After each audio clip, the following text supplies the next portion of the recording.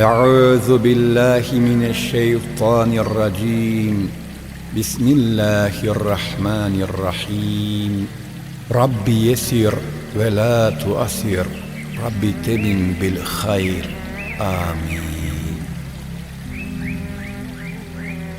Дело го слушам шумот, пријателот не го гледам, од Хасан ел Басри. Поглавје 2. Мудри изреки и совети. Кога Хасан слушнал некого кој проколнувал: Боже, уништи ги грешниците, забележал: Пријателе, тогаш ќе се чувствуваме осамени на патот и ќе се намали бројот на оние кои постапуваат според своето наоѓање. Нашата вера е цврста, а вистината е навистина тешка. Човекот е слаб и немоćен, затоа нека се натовари онолку колку што може да носи, бидејќи ако се претовари со обврски, треба да се плашиме од лошо расположение и од напуштање на работите.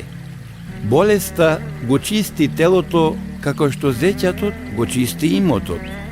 Телото кое не знае за болест е како имот што не се чисти со зеќат.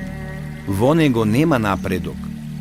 Зеќат е определен, фиксиран дел од богатството и од секаков имот обврзан со зеќат на еден муслиман кој се дава за сиромашните во муслиманската заедница. Плаќањето на зеќат е задолжително, бидејќи зеќатот е еден од столбовите на исламот. Зеќатот е главно економско средство за воспоставување социјална правда и го води муслиманското општество кон напредок и сигурност. Правилното мислење и побожноста се најдобри дела. Кој ќе го уреди својот живот според нив, сигурно е дека ќе се спаси. Секој друг нека го преиспита своето живење.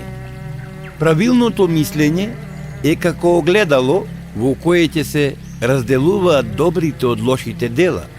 Кој ќе се потпре во правилното мислење, ќе се спаси, а кој ќе го запостави, ќе пропадне. Да не постоеше заборавот, ќе се намножеа правниците. Човекот со име Абан раскажува: Влегов во џамијата во која го сретнав Хасан. На моето прашање дали го изврши намазот, одговори одречно: Ама луѓето од чаршијата го извршија намазот, забележав јас. На овие мои зборови Хасан рече: Кој ќе ја земе верата од чаршијата? Ако трговијата им оди добро, тогаш го одложуваат извршувањето на намазот. А ако имаат слаба продажба, го извршуваат намазот пред времето за намаз.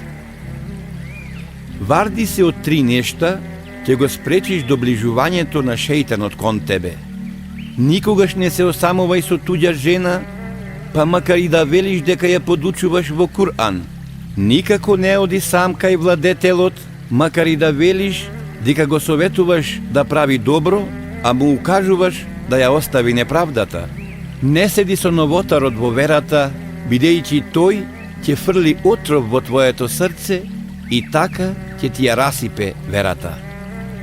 Барај сласт во 3 нешта: во намазот, во читањето и разбирањето на Кур'анот и во спомнувањето на Аллах. Ако наоѓаш сласт во тоа, оди и биди радосен.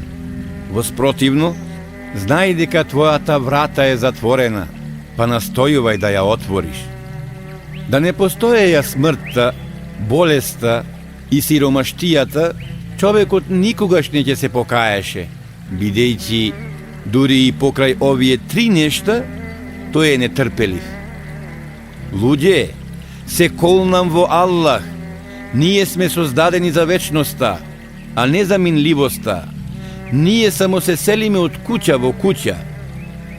Кој го почитува и го фали новаторот во верата, брз е во уривањето на исламот. Аллаховиот пратеник Мухаммед салаллаху алейхи веселем рекол: Кога некој го фали грешниот развратник, возвишениот Аллах е лут на него. Вардете се од побожниот човек кој е незнајко и од научникот кој е развратник, та тие се поголемо искушение за секого. Човеку, не залажувај се со тврдењето дека човекот е со оној што го сака.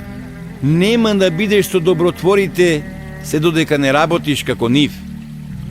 Овој народ ќе биде во добро и под заштита на возвишениот Аллах, се додека добрите во него се милозливи кон злосторниците, додека добротворите не ги величат развратниците и додека учените не стремат кон управувачите.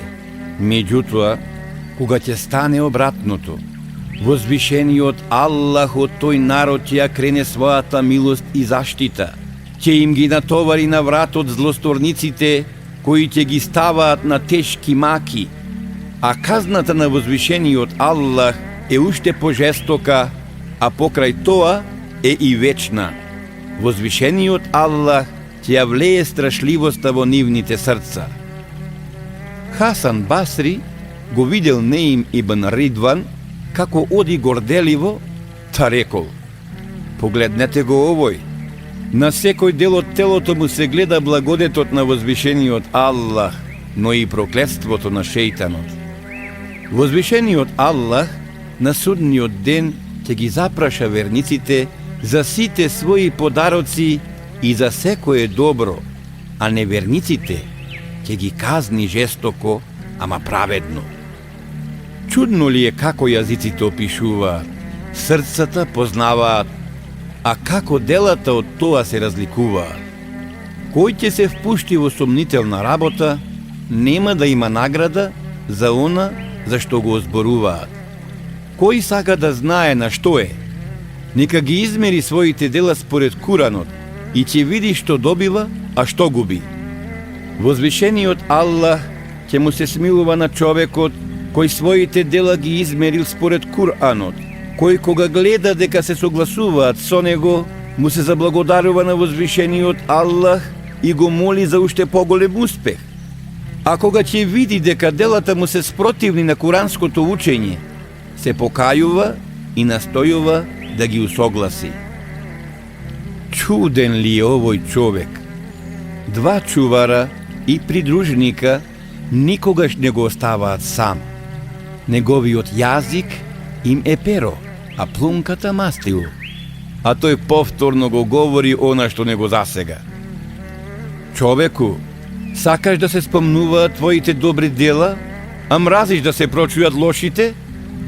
Го обвинуваш другиот поради сомнение, а несомнено знаеш дека два ангела се задолжени за твоите зборови и дела.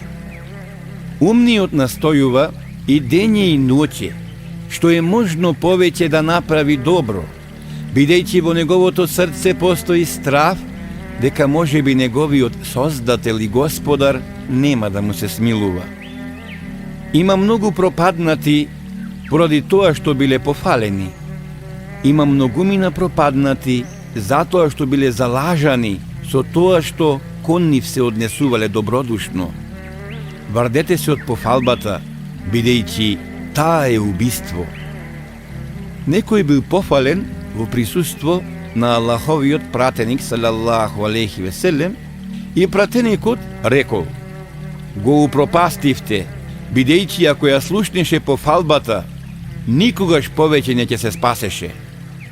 Најважно е да бидеш свој господар, својот јазик да го држиш врзан и да не им се препушташ на твоите телесни лакомости. На тврдоглавото животно не му е потребна узда, повеќе отколку на твоите страсти. Човеку, не можеш да го смениш рокот на одредбата, ниту можеш да ја изгубиш својата нафака, а ни да ја земеш на факата на некој друг. Зошто тогаш мачно напрегање и убивање на душата? Најдобра е златната средина.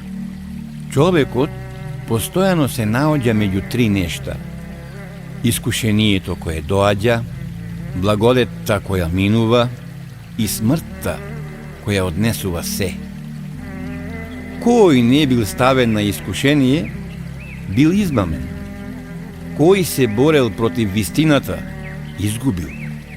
Човекот е постојана цел на искушенијата, на несреќите или на смртта.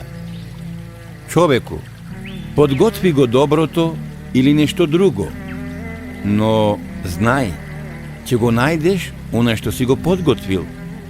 Одложи што сакаш, но знај дека нема враќање назад, иако ќе се молиш да бидеш вратен на овој свет.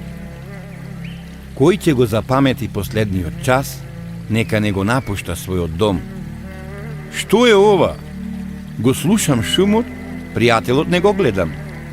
Кој себе си пред другите се нагрдува или се фали, тоа е лошо. Ако не постоеја благородните, земјата ќе се расцепеше. Ако не постоеја добрите, ќе страдаше целиот народ. Ако не постоеја учените, луѓето ќе беа како животните. Ако не постоеше власта, луѓето меѓусебно ќе се уништеа. Ако не постоеја слабоумните, светот ќе беше разурнат. Ако не постоеше ветерот, се ќе се му влосуваше и ќе се смирисуваше.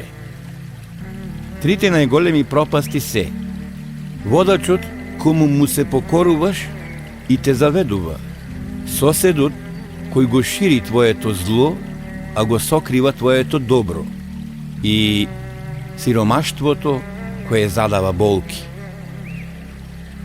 Ако кај своето дете го забележиш она што го мразиш, покај се кај возвишениот Аллах и побарај прошка од него, бидејќи тоа е дел од твојот карактер, односно твојот грев што си го сторил порано. Кога луѓето го покажуваат своето знаење, а ги забораваат своите дела, кога сакаат на збор, а мразат во срцето, и кога ги прекинуваат родинските врски, возвишениот Аллах врз нив фрла проклетство и ги прави глуви и слепи. Искушението е казна која возвишениот Аллах ја испраќа тогаш кога луѓето грешат од инаед. Луѓето ќе бидат казнети ако не бидат задоволни од возвишениот Аллах, а тоа незадоволство произлегува од нивното целосно непознавање на возвишениот Аллах или од делумното негово познавање од страна на луѓето. Заобиколувањето на глупавиот човек е чин на приближување кон возвишениот Аллах. Дружењето со умните ја зацврстува човековата вера. Почитувањето на верникот спаѓа во служењето на возвишениот Аллах, а Аллаховата помош се добива со борбата против развратот и гревот.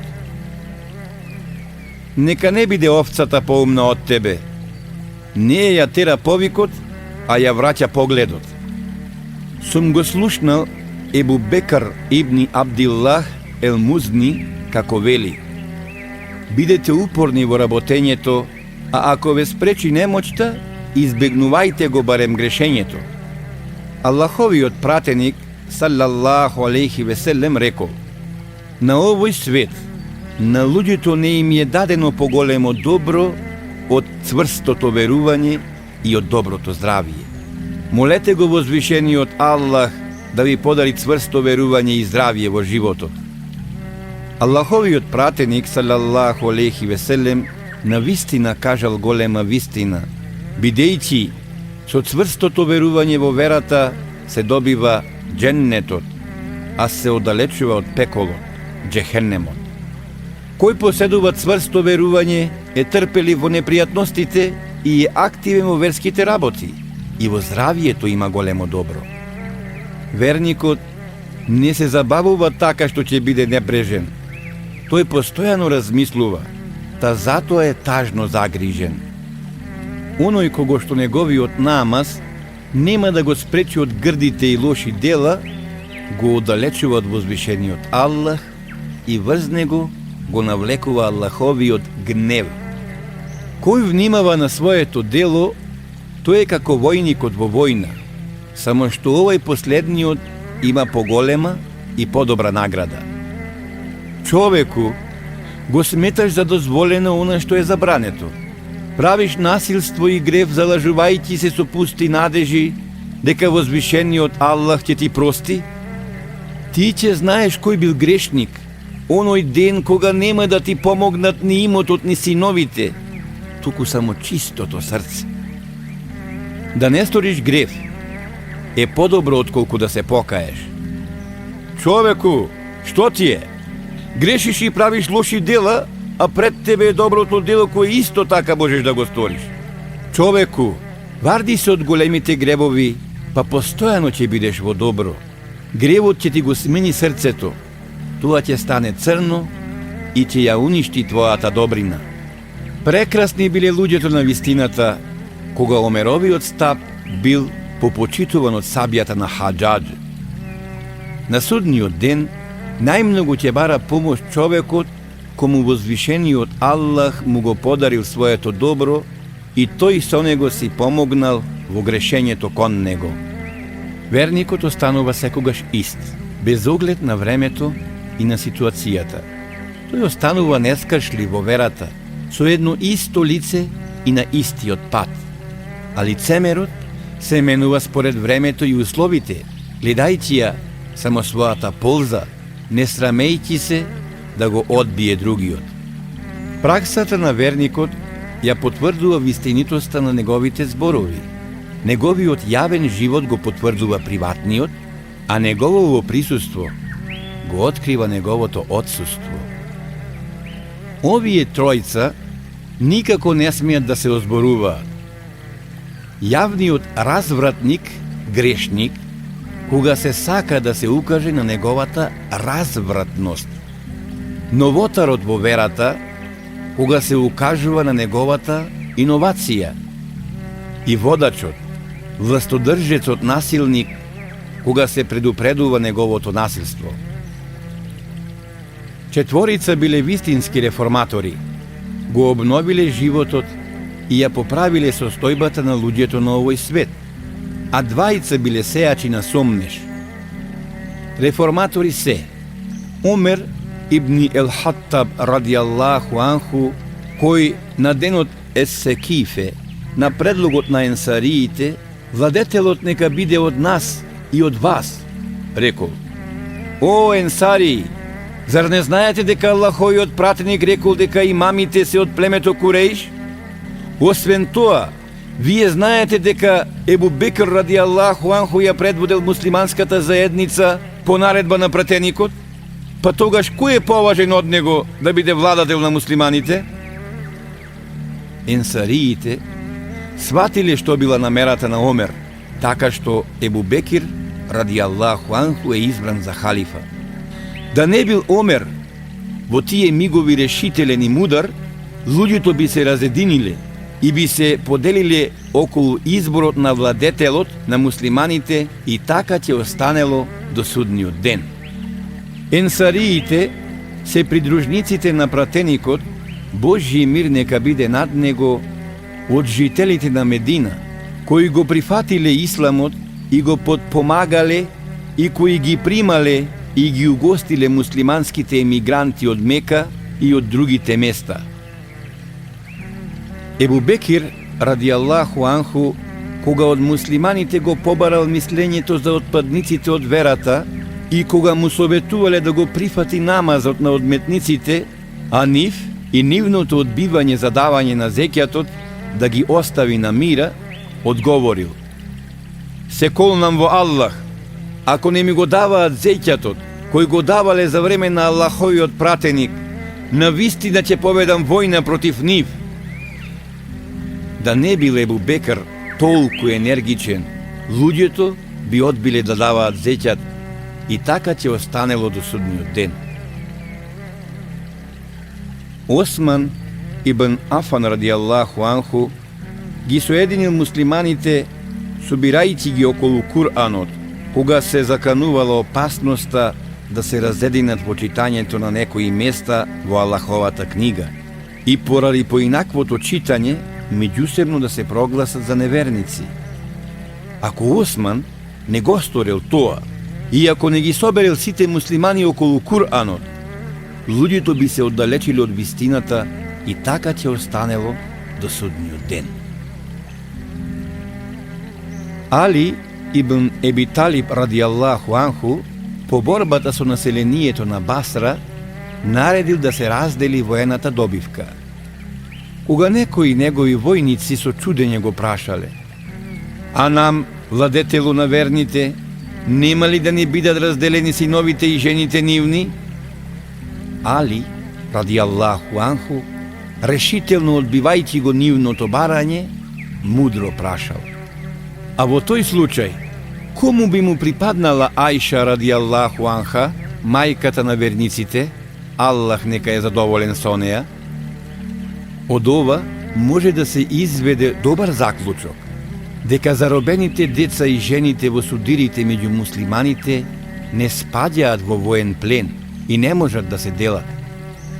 Да не постапел Али радијаллаху анху толку мудро, муслиманите не би знаеле како треба да се постапува со заробените деца и жени во евентуалните конфликти меѓу нив. А двајцата, кои посеале сомнеж и ги упропастиле луѓето, се Амр ибн ел Ас и Мугире ибн Шубе. Амр ибн ел Ас за време на битката на Сифин му предложил на Муавија неговите војници да го кренат Куранот со копијата кога веќе ќе се пред пораз.